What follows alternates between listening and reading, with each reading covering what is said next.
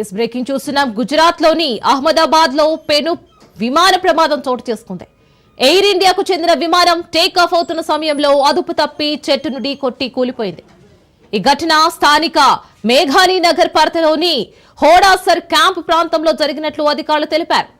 ప్రమాద సమయంలో విమానంలో 242 మందికి పైగా ప్రయాణికులు ఉన్నట్లు తెలిసింది.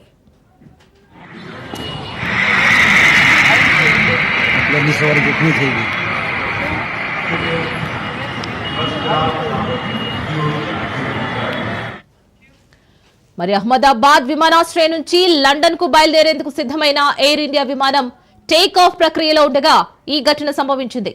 విమానం రన్వే పై నుంచి గాల్లోకి లేచే క్రమంలో సమీపంలోని చెట్టును బలంగా ఢీకొట్టినట్లు తెలుస్తోంది.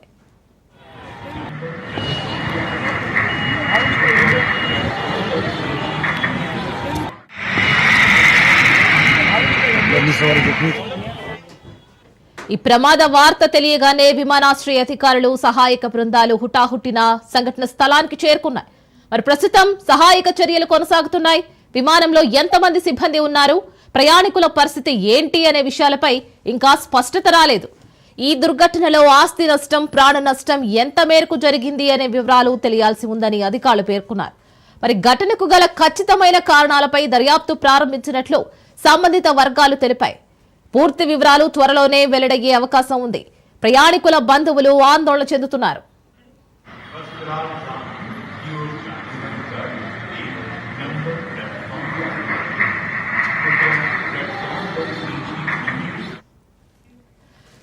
దీని గురించి పూర్తి డీటెయిల్స్ మా ప్రతినిధి మహేందర్ రెడ్డి లైవ్ లో అందిస్తారు. మహేందర్, సో మొత్తానికి అహ్మదాబాద్ నుంచి లండన్ కి బయలుదేరిన ఎయిర్ ఇండియా విమానం టేక్ ఆఫ్ సమయంలోనే కుప్పకూలిన విజువల్స్ చూస్తుంటేనే భయంకరంగా ఉన్నాయి. సో అందులో ప్రయాణికులు ఎలా ఉన్నారు, ఆ టేక్ ఆఫ్ సమయంలో దర్యాప్తు సంస్థలు ఏవైతే అధికారులు ఉన్నాయో టేక్ ఆఫ్ తీసుకునే టైంలో వాళ్ళన్ని చెక్ చేసే పంపిస్తారు ఇదేనైనా కానీ. సో వాళ్ళది ఏమైనా తప్పేమైనా కనిపించింది అని మనం అభిప్రాయపడొచ్చా? ఎస్ రీనా, అహ్మదాబాద్ నుండి లండన్ వెళ్ళినటువంటి విమానం టేకాఫ్ అయిన కొద్ది క్షణాల్లోనే అహ్మదాబాద్లో కుప్పకూలిపోవడం మనం చూస్తున్నాం. మరి దాంట్లో 232 మంది ప్రయాణికులు, 10 మంది క్యాబిన్ సిబ్బంది, 2 పైలట్లతో కూడినటువంటి ప్రయాణం లండన్కు బయలుదేరిన 5 దాదాపు క్షణాల్లోనే అనుకోవచ్చు.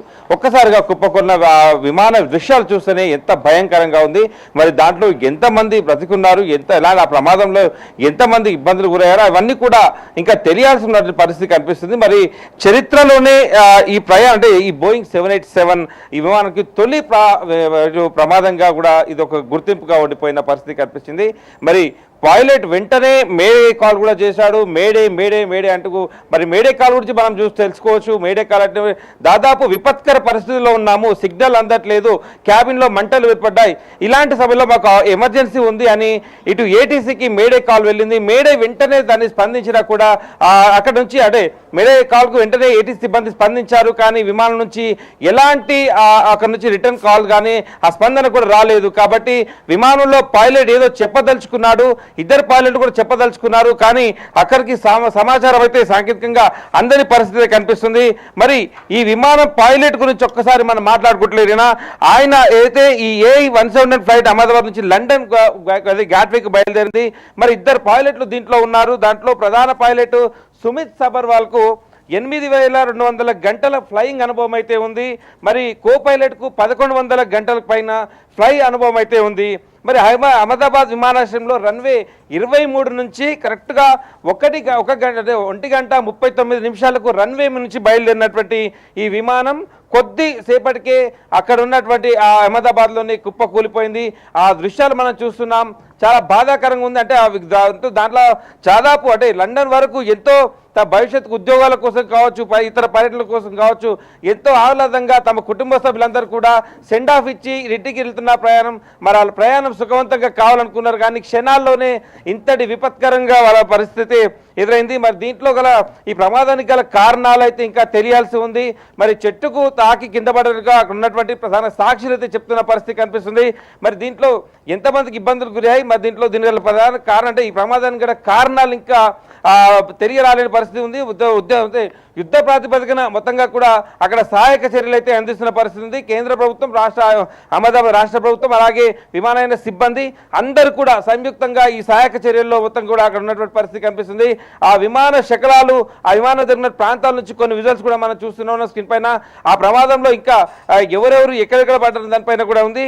మరి ఈ విమాన ప్రయాణానికి సంబంధించేటువంటి ఫ్లై రాడర్ 24 వెల్లడించిన ప్రాథమిక ఏడిఎస్బి డేటా ప్రకారం ఈ AI-171 విమానం గరిష్టంగా 625 అడుగుల అంటే బారోమీటర్ ఎత్తుకు చేరుకున్నట్లు అంటే ప్రమాదం జరిగిన సమయంలో తెలుస్తుంది. ఈ బారోమీటర్ ఎత్తుకు మరి హఠాత్తుగా 20 అంటే నిమిషానికి 475 అడుగుల వేగంతో కిందకు కూడా అది పడిపోయినట్టు అక్కడ ఉన్నటువంటి ఏడిఎస్ డేటా అయితే చెప్తుంది.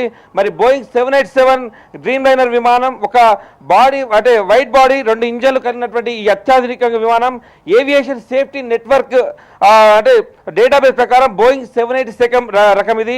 మరి ఈ విమానానికి ప్రపంచ చరిత్రలోనే ఇదే మొట్టమొదటి ప్రమాదం కావడం కూడా గమనార్హం కూడా భావించవచ్చు. మరి దుర్ఘటన గురైన విమానంలో గుజరాత్ మాజీ ముఖ్యమంత్రి ఈ విజయ్ రూపాని కూడా ఉన్నట్లు తెలుస్తుంది. మరి ప్రమాదానికి గల ఖచ్చితమైన కారణాలు ఇంకా తెలియరాలేదు. ఘటనపై అధికారులు అయితే ఉన్నత స్థాయి దర్యాప్తు అయితే చేస్తున్నారు. పూర్తి విషయాలు అయితే ఇంకా తెలియాల్సి ఉంది. రైట్ మహేందర్, ఇక్కడ ఎప్పుడు ఏ టైంలో ఏం జరుగుతుందో ఏం తెలియదు అనే దానికి ఇది ఒక పెద్ద ఉదాహరణ అని చెప్పుకోవాలి. ఎందుకంటే ఇక్కడ వెదర్ అప్డేట్ కానివ్వండి, టెక్నికల్ గా ఏ విధమైనటువంటి అప్డేట్ ఇప్పటి వరకు తెలియదు. సో మనం ఏమనుకోవచ్చు, వెదర్ కి సానుకూలంగా సిగ్నల్స్ లేవనుకోవచ్చా? ముందుగానే అసలు ఎయిర్ప్లేన్ లో టెక్నికల్ ఇష్యూస్ ఉన్నాయని ముందుగానే వీళ్ళు గుర్తించలేదనుకుంటాము. అంటే విమానం టేక్ ఆఫ్ అయ్యే సమయానికి అంటే 1 గంట 39 నిమిషాల వరకు కూడా ప్రమాదం అంటే ఈ పైలట్లు, ఈ సుదీర్ఘమైన అనుభవం ఉన్నటువంటి ఈ పైలట్లు ఎవరైతే ఉన్నారో దీంట్లో ఈ సుమిత్ సబర్వాల్ ఎవరుతున్నారో ఆయన కూడా సుదీర్ఘమైన అనుభవం అయితే ఉంది. దాని ప్రకారం పూర్తిగా అన్ని కూలంకషంగా ఆయన తెలుసుకొని టేకాఫ్ ఏటీసీకి సిగ్నల్ ఆయన అడిగాడు. ఏటీసీ కూడా పూర్తిగా అక్కడ ఉన్నటువంటి వాతావరణ అన్ని విషయాలు కూడా పైలట్కి అందించింది. అన్ని విధాలుగా సానుకూలంగా ఉన్నప్పుడు మాత్రమే టేకాఫ్ సిగ్నల్ ఇచ్చింది. వెంటనే ఆయన వెళ్ళడం జరిగింది. కానీ టేకాఫ్ అయినాక కూడా కొద్ది క్షణాల్లోనే అది ఒక చెట్టు ఢీకొట్టినట్టుగా అక్కడ స్థానికులు ఒక వీడియో అయితే మనం చూస్తున్నాం, కింద పడడం చూస్తున్నాం.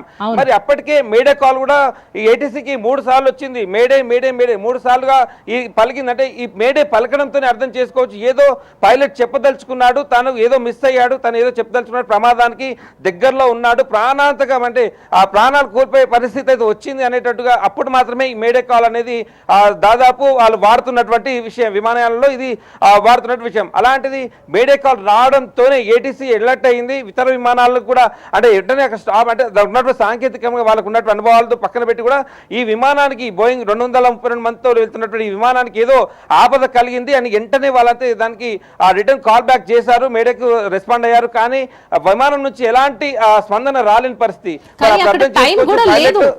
టేక్ ఆఫ్ అయిన కొన్ని సెకండ్లకి అది కుప్ప కూలడం, బ్లాస్ట్ అవ్వడం, అక్కడ దట్టమైన పొగలు, ఫైర్ అంతా రావడం కొద్ది క్షణాల్లోనే జరిగిపోయిన పరిస్థితి.